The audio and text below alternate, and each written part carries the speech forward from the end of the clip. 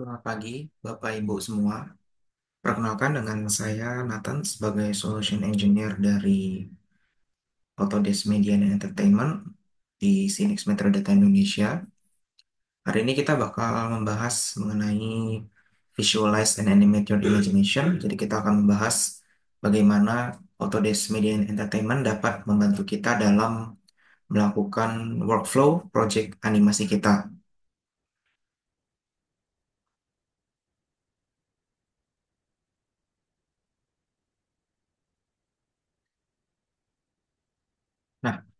Nah, biasanya dalam sebuah proyek animasi itu kita memiliki tiga jenis mungkin point in mind yang perlu kita catat dulu gitu ya sebelum kita memilih sebuah proyek, yaitu bagaimana proyek kita bisa memulai, workflow kita seperti apa, terus informasi dan data yang masuk itu bagaimana nanti cara masuknya gitu. Nah, di sini Autodesk Media Entertainment Portfolio itu kita memiliki serangkaian kumpulan software yang kita bisa gunakan sebagai solusi dari menyelesaikan permasalahan kita atau usaha kita dalam ingin membuat sebuah animasi ataupun film dan efek. Itu jadi biasa media entertainment ini banyak dipakai untuk melakukan kayak mungkin animasi, modeling 3D gitu ya, kemudian komposisi, positioning gitu ya, dan lain sebagainya. Jadi kita punya cukup banyak software gitu. Kebetulan di sini untuk yang masuk ke dalam media entertainment itu kita punya beberapa ya. Mungkin yang paling terkenal itu ada Maya, 3ds Max ya. Itu untuk modelingnya. Kemudian ada Arnold, itu biasanya dipakai untuk kita melakukan renderingnya gitu ya. Kemudian kita punya flow production tracking, ini biasa dipakai untuk kita melakukan tracking projectnya gitu. Jadi misal melihat apakah di project ini sudah beres, apakah di project ini belum gitu. Itu kita pakai media entertainment, eh, terutama di bagian flow production tracking. Kemudian kita punya Flame. Flame ini biasa dipakai orang untuk compositioning, visual effect dan banyak lainnya gitu ya. Nah, kita masuk ke 3D modeling animation tools gitu. Jadi kalau di sini mungkin kita sudah cukup kenal, banyak orang yang sudah mengenal dengan Maya dan 3ds Max gitu ya. Dan betul ini memang software kita yang flagshipnya lah gitu ya. Ini hero produk kita. Nah, cuma mungkin banyak yang masih agak bingung gitu ya dengan apa bedanya Maya dan 3ds Max secara penggunaan, karena secara fitur mungkin mereka mirip-mirip gitu ya.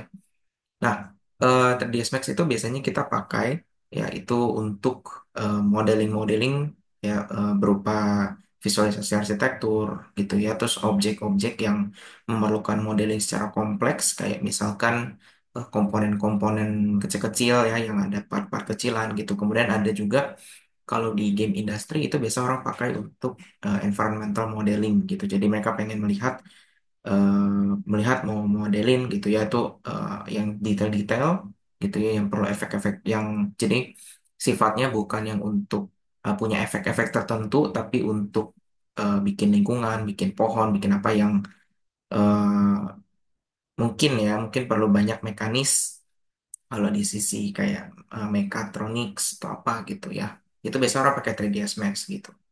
Nah, 3ds Max ini, nah ini ya tadi ya, itu kita punya beberapa fitur ya, fitur unggulan yang kita memang tekankan gitu. Jadi kita punya kemampuan besar untuk terutama untuk 3D modeling. Jadi kalau misalkan di 3ds Max itu biasanya kita punya banyak plugin-plugin, punya banyak fitur tools-tools yang kita bisa pakai untuk melakukan modeling secara detail gitu ya. Kemudian kita juga support untuk tekstur dan shading. Jadi kita bisa melakukan banyak texturing, terutama ini kepakai di environmental modeling gitu ya, karena di misalkan di visualisasi arsitektur gitu itu biasanya banyak sekali yang pakai eh, banyak sekali yang pakai texturing gitu ya untuk bikin dia lebih realistis. Kemudian kita juga support untuk high quality rendering. Nah, high quality rendering ini sebenarnya kita kerjasama sama Arnold gitu ya. Jadi beres dikerjain di 3ds Max, kita langsung masukkan itu pindahin ke Arnold. Itu kita biasanya dari sana workflow-nya. Nah, kemudian Maya, ini Maya juga salah satu hero produk kita. Jadi Maya itu memang kita tujukan lebih untuk animasi gitu ya. Terus mungkin ada games, beberapa juga ada yang bisa bikin rendering juga gitu. Jadi memang untuk Maya dan 3ds Max yang mungkin orang banyak bikin bingung adalah karena mereka fiturnya sebenarnya mirip gitu ya. Jadi sama-sama bisa 3D modeling, sama-sama bisa animasi gitu ya.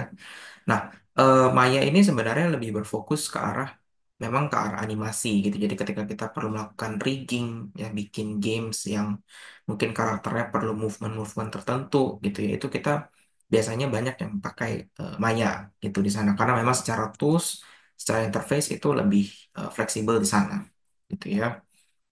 Nah, Maya ini biasanya orang pakai untuk karakter creation, jadi bikin karakter ya, bikin karakter, modeling karakter gitu ya, 3D animation, visual effect. Nah, fun fact, untuk banyak produk-produk industri gitu ya, yang di filman kayak misalkan mungkin Doctor Strange gitu ya, kemudian Avengers, itu dibikin menggunakan Maya gitu. Jadi, Maya ini sebenarnya cukup banyak dipakai di industri animasi untuk membuat efek-efek, membuat kayak mungkin kalau Iron Man kita lihat kayak dia punya armornya, dia punya apa gitu ya. Itu dibikin menggunakan Autodesk Maya gitu. Nah, kemudian kita juga tidak hanya eh, berpatok sama tadi Maya 3ds Max gitu. Ternyata kita juga punya software lain yang lebih khusus untuk kita melakukan modeling dan rigging gitu ya. Nah, ini salah satunya. Jadi Motion Builder. Motion Builder itu adalah software untuk kita melakukan motion tracking. Jadi misalkan kita suka lihat di film-film gitu ya, itu ada yang atau di games itu ada, oh ini kok pergerakannya lancar gitu ya, pergerakannya lancar, pergerakannya keren gitu ya, sangat-sangat smooth gitu. Itu sebenarnya bikinnya bisa menggunakan motion builder.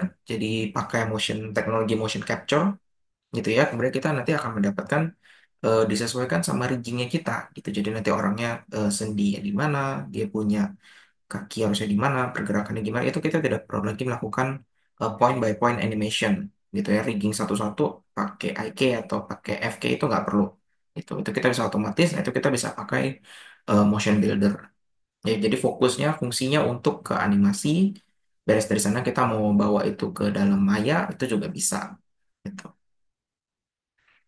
Nah, ini contohnya seperti ini. Jadi misalkan kita punya robot gitu ya, robot ini kita sorry, oke, robot ini kita mau dia bergerak. Nah, ini kan bergeraknya smooth ya. Kalau misalkan kita lakukan ini dari menggunakan apa, memakai FK atau IK itu bakal lama banget gitu ya, karena tadi cukup kompleks kalau kita lihat pergerakannya ya. Nah, tapi dengan adanya motion tracking gitu ya, hal ini cukup jauh lebih mudah untuk dilakukan dan lebih singkat gitu, karena orang tinggal pakai motion tracking, mereka tinggal melakukan animasi ini dan itu langsung ke translate ke dalam si model 3D yang kita udah bikin gitu.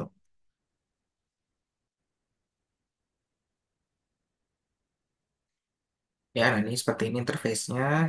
Ini mirip-mirip sama Maya, jadi dia punya karakter kontrol. Nah, ini fungsinya untuk kita membuat dan melihat rigging-rigging kita gitu.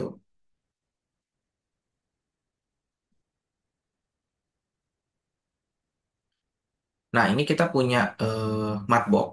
Ya, jadi Matbox ini fungsinya untuk kita melakukan sculpting sebenarnya. Nah, sculpting ini kita eh, bisa melakukan, jadi misalnya kita perlu melakukan detail karakter, ya, perlu melakukan modeling karakter tambahan lain gitu ya, itu kita bisa pakai Matbox gitu ya. Nah, di sini bedanya apa sama tools sculptingnya Maya gitu ya, itu kita bisa em, dia lebih fokus. Jadi dari sisi kalau Maya itu kan lebih ke arah general ya. Jadi kita memang bisa melakukan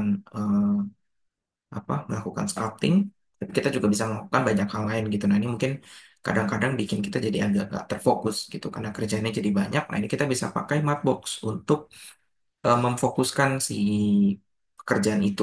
Jadi kita memang fokus untuk nge-texturing, fokus untuk bikin sculpting. Nah, itu kita lakukan di Mapbox. Ya, Matbox ini memang biasanya banyak dipakai untuk sculpting ya tadi dibilang, dan untuk sebenarnya tidak hanya untuk sculpting karakter, tapi bisa juga untuk environment yang cukup detail gitu ya. Nah itu dia banyak fungsinya, jadi bisa dari eh, data-datanya ada banyak gitu ya, mungkin dari motion capturing, kita mau bikin dia kan harus bikin yang bagus ya modelnya, itu kita bisa pakai Matchbox di sini. Kemudian kita juga bisa melakukan advanced texturing. Jadi mungkin ada beberapa orang yang senang pakai ZBrush gitu ya. ZBrush itu kan fungsinya lebih untuk melakukan bikin texturingnya gitu ya. Kalau di Matchbox ini kita bikin dulu geometrinya gitu. Nah, nanti texturing, mungkin UV mapping itu semua kita lakukan baru di software ZBrush atau yang lainnya yang mungkin dipakai gitu. Nah, ini tampilannya dari Matchbox ya. Jadi memang beda sama Maya ya, sama 3ds Max gitu. Mungkin sama Maya masih mirip ya, tapi dia memang difokuskan untuk melakukan sculpting gitu. Jadi ada orang yang biasanya pakai eh, drawing tablet gitu ya, itu mereka melakukan eh, sculptingnya di sini gitu. Nah, kita di Media and Entertainment itu juga punya project management and tracking dari di awal ya. Jadi kita bisa pakai namanya flow production tracking. Nah, flow production tracking ini adalah eh, sebenarnya software production management gitu ya. Nanti interface-nya saya kasih lihat di belakang.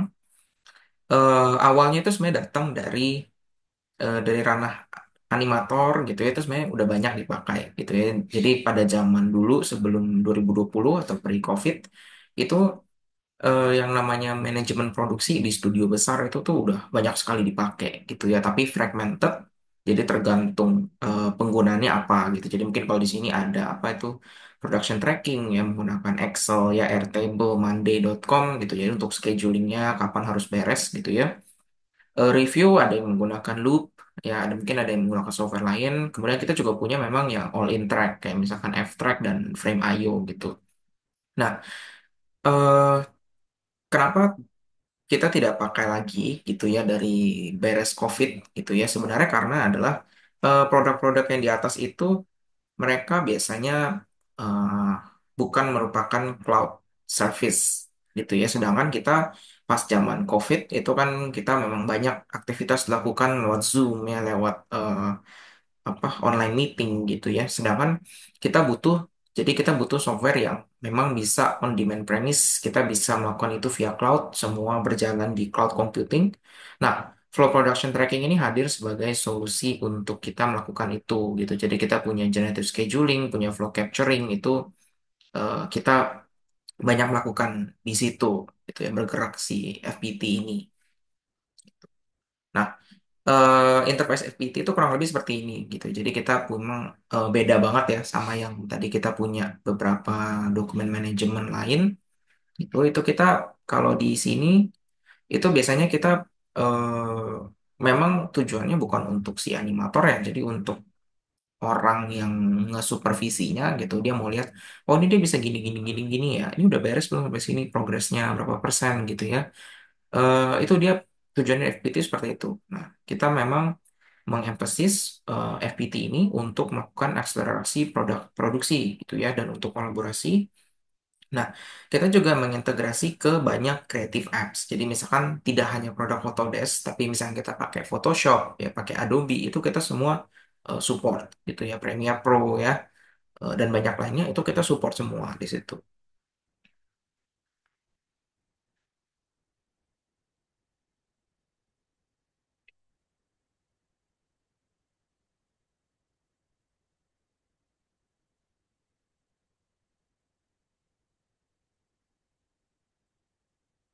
Nah, ini contohnya Pak, flow production tracking. Jadi kalau dilihat di foto itu memang dia web base. Ya, jadi ini diakses dari Safari. Pak, orang nanti akan melihat nih, oh dari timeline ini udah beres nih tanggal segini. Berarti dia tinggal menyesuaikan aja.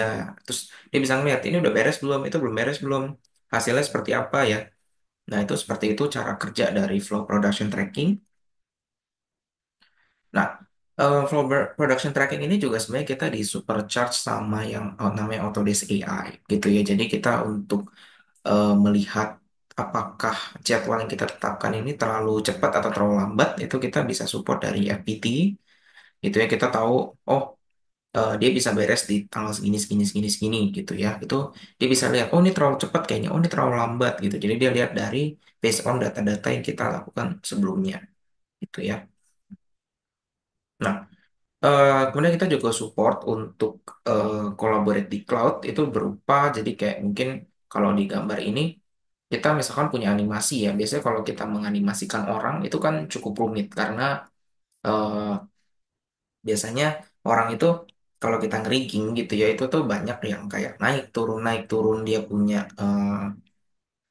apa dia punya pergerakan gitu ya dan itu kadang-kadang kalau kita butuh input orang lain gitu contohnya seperti itu. Nah ini kita di sini di FPT ini dan flow capture gitu ya itu kita support untuk melakukan anotasi secara online gitu jadi kita bisa langsung kasih tahu oh ini kurang bagus di sini oh ini kurang di sini ini lebih di sini kayak gitu gitu.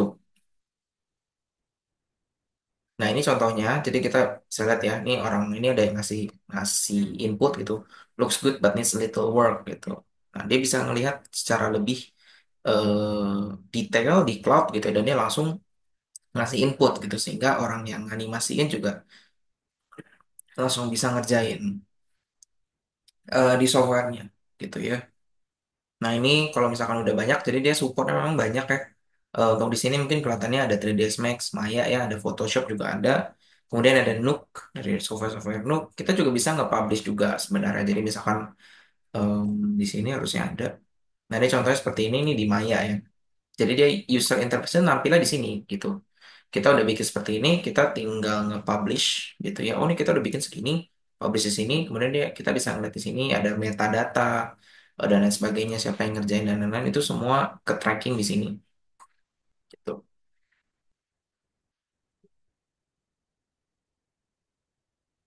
Nah, media dan entertainment itu sebenarnya produk yang cukup banyak dipakai gitu ya. Mungkin kalau di Indonesia memang kita masih jarang lihatnya gitu. Cuman kalau untuk di luar negeri itu sebenarnya banyak dipakai dan fun fact untuk games ya memang media entertainment ini biasanya dipakai untuk games, untuk film gitu ya. Itu mungkin kita kenal sama yang namanya Hogwarts Legacy gitu. Itu salah itu adalah game triple A. Di PC ada, Xbox ada gitu ya. Itu Nah, ini gamenya itu cerita mengenai Harry Potter. Eh, bukan spesifik Harry Potternya ya, cuman di dunia Harry Potter gitu. Jadi Wizarding Worlds-nya, Hogwarts-nya gitu. Nah, Hogwarts Legacy ini menggunakan media dan entertainment untuk melakukan produksi dan pengerjaannya gitu. Jadi memang tidak murni dari MNI, tapi ada juga gabungan program lain. Nanti saya kasih lihat di belakang gitu. Cuman MNI adalah part besar dari produksi mereka gitu ya. Nah, mereka punya banyak nominasi. Jadi ini ada beberapa nominasinya gitu ya. Ada Annie Awards, BMI Film, Golden Trailer, Steam yang jelas ya. Steam kita di game di Steam, Japan Game dan lain sebagainya. Jadi nominasinya cukup banyak gitu. Nah, ini ada sedikit filmnya, trailernya gitu ya. The more we know about Salazar Slytherin and the dark arts, the better prepared we'll be. If either of you uses dark magic, I will notify the headmaster immediately. Unforgivable curses are so named for a reason. A spell that could save your life shouldn't be unforgivable. The dark arts seem harmless until it's too late. None of us will be able to avoid dark magic forever. What do we do now? It's up to us. I can teach you Crucio, or I can cast it on you. I'm ready. Crucio! You've made your choice. Ya, jadi di game ini banyak visual effect yang dibikin ya. Itu jadi kualitasnya juga cukup bagus ya support untuk banyak teknologi terbaru dari sisi renderingnya. What have the two of you done?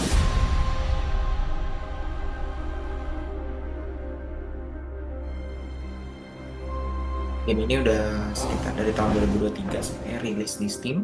Itu jadi udah 2 tahun dari sekarang.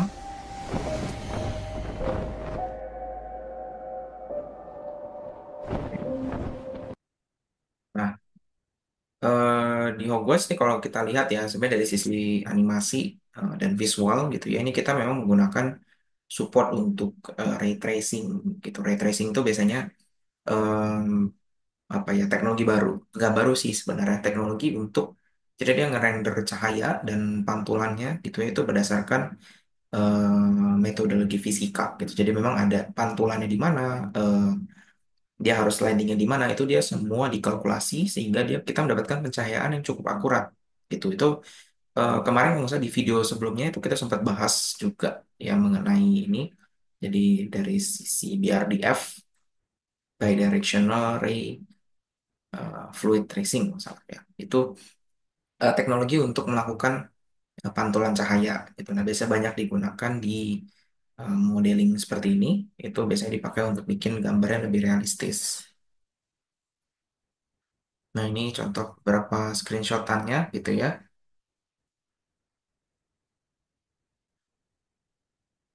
Nah, monster-monster dan lain sebagainya itu kita semua bikin pakai Media and Entertainment Collection gitu. Nah, di sini itu untuk kasus Hogwarts Legacy itu kita banyak menggunakan eh, software-software dari Autodesk. Jadi sebenarnya kalau dilihat hampir semua produk Autodesk itu kita pakai di semua fase dia editnya gitu. Jadi dari pas performance capture itu dia pakai motion builder, kemudian dia constructing dia punya aset-aset gitu ya. Itu kita pakai motion builder, Maya, automasi tentu ada Flare gitu ya. Production tracking kita pakai flow production tracking dan sisanya itu kita pakai yang memang engine yang biasa dipakai atau program biasa dipakai untuk bikin game. Jadi kayak Unreal ya, Houdini, eh, Jira itu biasanya untuk manajemen, ZBrush itu kita punya biasanya buat bikin texturingnya gitu ya. Itu jadi produk Autodesk ini kita memang untuk media entertainment itu mengcover dari end to end gitu, jadi dari awal sampai beres gitu ya. Oke, oke sekian dari presentasi mengenai Media and Entertainment Collection gitu ya. Kita bisa akses ini atau ingin mau nanya-nanya, kita bisa menghubungi Bapak Ibu bisa menghubungi dari Sinex ke Sinex Metrodata Indonesia. Kita adalah distributor resmi dari Autodesk di Indonesia. Terima kasih sudah menonton.